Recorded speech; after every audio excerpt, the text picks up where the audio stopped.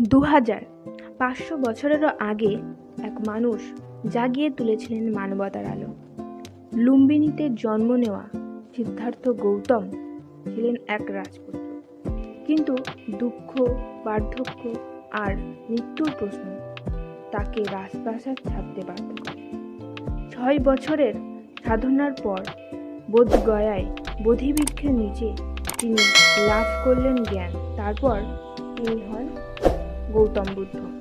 4 আর্য সত্য আর অষ্টাঙ্গী মার্গ, এই 2 শিক্ষা দেখায় দুঃখ থেকে মুক্তির পথ।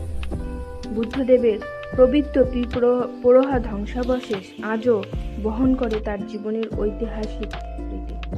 4 জানুয়ারি 2026 থেকে নিউ দিল্লিতে শুরু হয়েছে বিশ্বব্যাপী আন্তর্জাতিক প্রদর্শনী, যেখানে বিদেশ থেকে ফিরিয়ে আনা এই পবিত্র পিপরোহা ধ্বংসাবশেষ দর্শনের সুযোগ মিলছে। বুদ্ধদেব এমন একজন দার্শনিক যিনি চিরন্তর সত্যের পথ দেখিয়েছেন। লাইক সাবস্ক্রাইব জরুর করনা।